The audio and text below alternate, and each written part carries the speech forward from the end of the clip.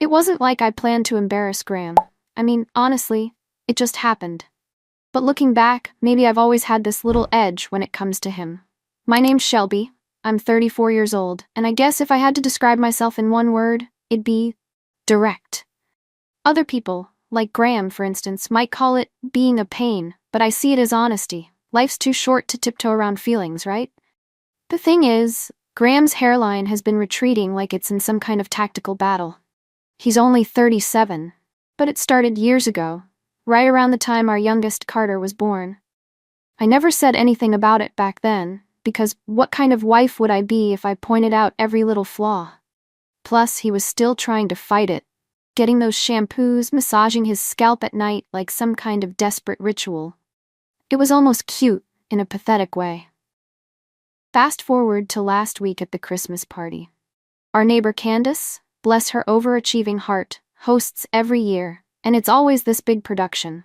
Twinkling lights, endless hors d'oeuvres, one of those Pinterest-perfect charcuterie boards, the kind of thing that makes you feel like you're underdressed no matter what you wear. I'd spent half the day stressing over what to put on, because let's be real, I like to look good. Graham doesn't get it, of course. He thinks showing up in one of his 3 plaid shirts is enough effort for the both of us. Spoiler alert, it isn't. So, we get there, and everything's going fine. I'm on my 2nd glass of wine, because what's a party without a little buzz?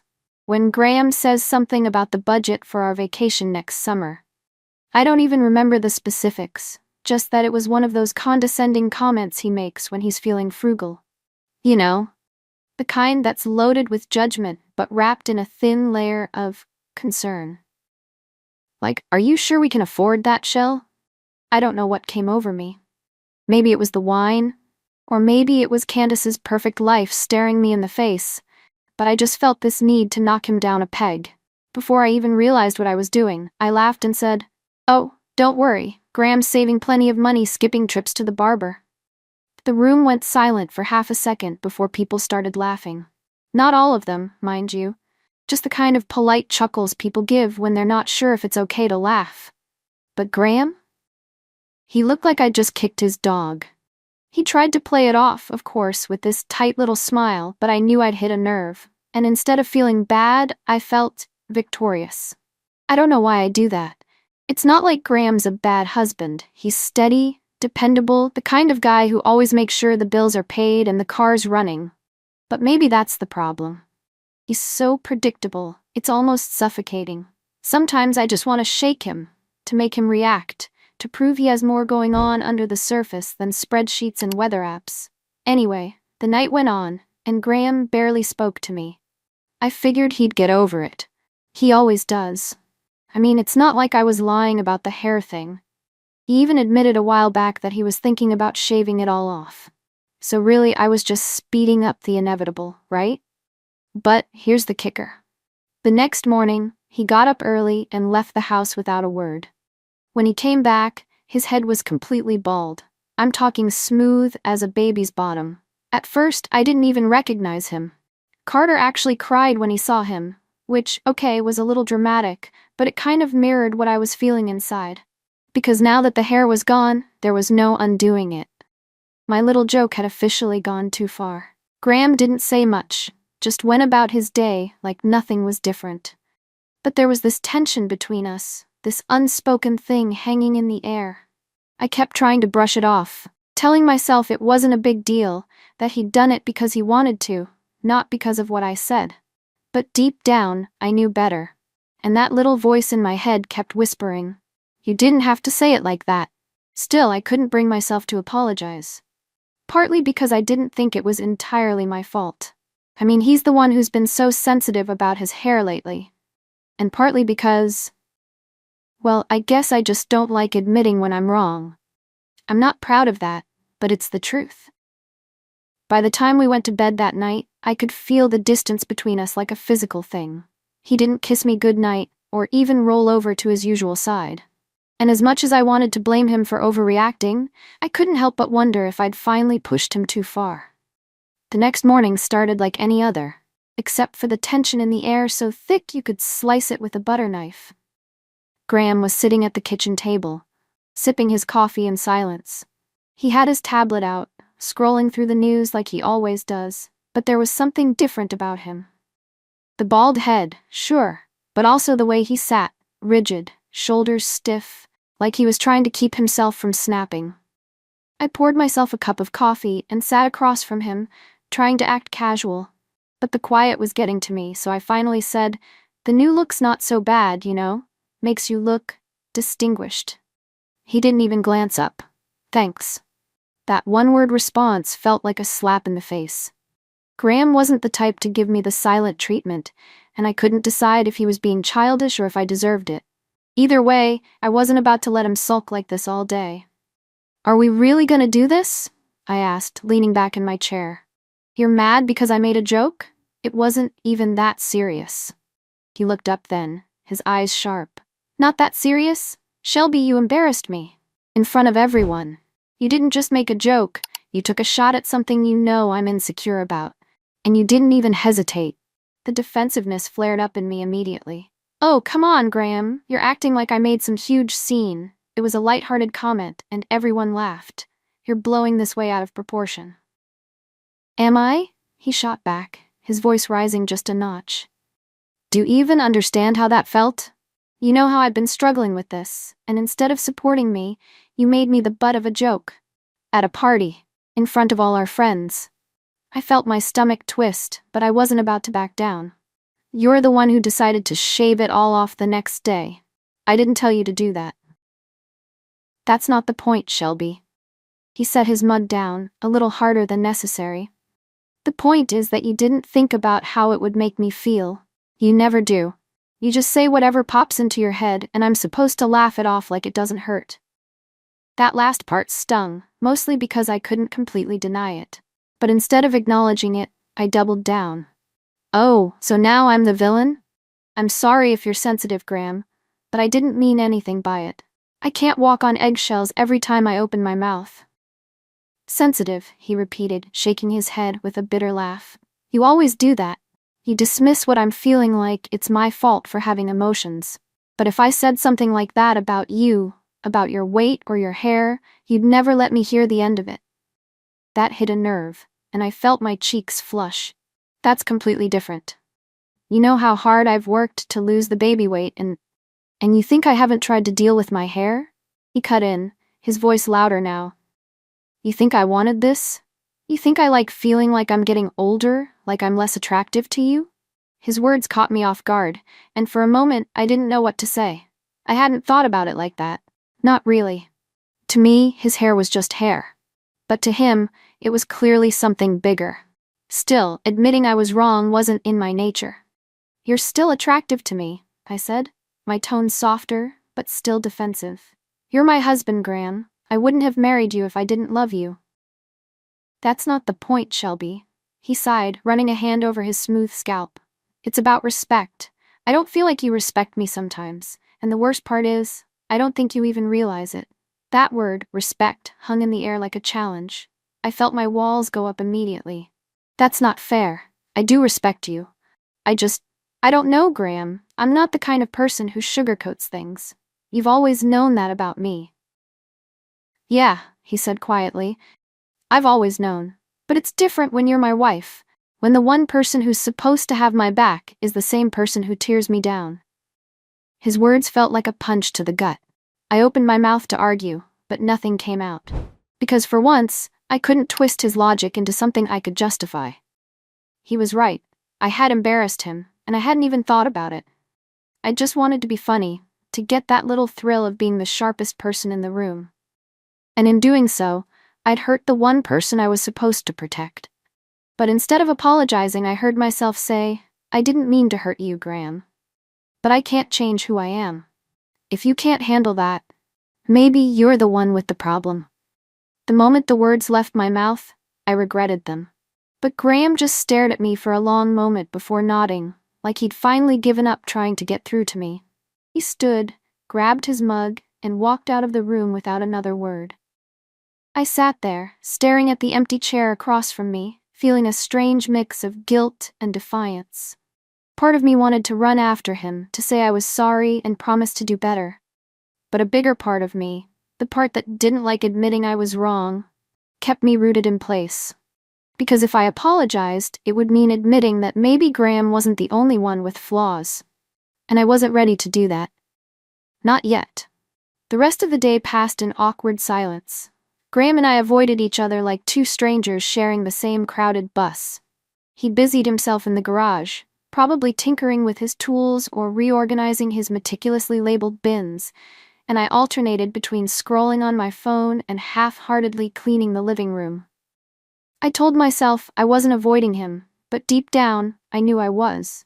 I wasn't sure what I'd even say if I tried to talk to him. By the time dinner rolled around, I decided to be the bigger person. Well, my version of the bigger person. I'd apologize, not because I felt like I was entirely wrong, but because I wanted to put this whole thing behind us. I hated the tension, and frankly, I didn't like the idea of Graham thinking I didn't care. Even if I wasn't sure I entirely did, he came into the kitchen, his face unreadable. I plated up the spaghetti I'd made and set it in front of him. He sat down without a word, which only made my irritation bubble up again. Couldn't he at least meet me halfway? Look, I said, sitting across from him and folding my arms.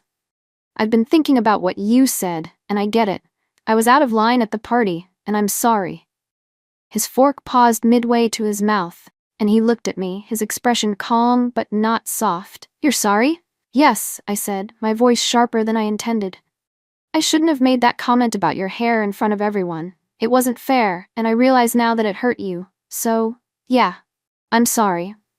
Graham didn't respond right away. He set his fork down and leaned back in his chair, crossing his arms over his chest. That's it? That's your apology? I blinked. What do you mean, that's it? I just said I'm sorry. What else do you want? He shook his head, a small, bitter smile creeping onto his face. You don't even mean it, Shelby. You're just saying it to make this go away. You don't actually care how I feel. That's not true. I shot back, though the defensiveness in my tone didn't help my case. I wouldn't be apologizing if I didn't care. No, he said firmly. You're apologizing because you hate being the bad guy. You can't stand the idea that you might have actually hurt someone, so you throw out these half-baked apologies and expect me to sweep it under the rug. The words stung, mostly because they felt true. But instead of admitting that, I felt my temper flare. You know what, Graham? Maybe I shouldn't have apologized at all. You're obviously more interested in holding a grudge than fixing this. I'm holding a grudge? He laughed, but it was the kind of laugh that didn't reach his eyes. Do you even hear yourself? You've been tearing me down for years, Shelby. The jokes, the little digs, the constant spending without talking to me first, and every time I try to bring it up, you turn it around on me. You're impossible to talk to. Oh, so now I'm the problem? I snapped, my voice rising. You're no saint, Graham. You think you're so perfect just because you're good with money and you don't lose your temper. But guess what? You're boring. You never take risks, you never do anything fun, and you treat me like I'm some kind of burden instead of your wife. The words were out before I could stop them, and I immediately regretted them. But Graham didn't flinch. Instead, he leaned forward, his eyes narrowing in a way that made my stomach drop. You want to talk about burdens? He said quietly, his voice razor-sharp. How about the fact that you've been spending money like it grows on trees, while I'm the one trying to keep us afloat? Or the fact that you criticize me for not looking good, when you've been putting on weight, like it's your job? It felt like the air had been sucked out of the room. I stared at him, my cheeks burning, my mind racing to process what he'd just said. He'd never said anything like that to me before, not once. How dare you, I whispered, my voice shaking. You think you can talk to me like that? Oh, but it's okay for you to call me bald in front of half the neighborhood? He shot back. You think your words don't cut just because you smile while you say them? I stood up abruptly, the chair scraping against the floor. I can't believe you'd stoop so low, Graham. You're disgusting. And you're impossible, he fired back. Maybe we're just done here. The words hung in the air, and for a moment neither of us moved. My heart was pounding, but my pride wouldn't let me back down. Maybe we are, I said, my voice cold. Maybe we should just get divorced and put each other out of our misery. He stared at me, his expression unreadable. For a second, I thought he'd argue, that he'd tell me I was being ridiculous and that we could work this out. But instead, he nodded slowly. Maybe we should. The finality in his voice hit me like a slap. I wanted to take it back, to say I didn't mean it, but the stubborn part of me, the part that always had to win, wouldn't let me. Fine, I said, crossing my arms. Let's see how you like being on your own.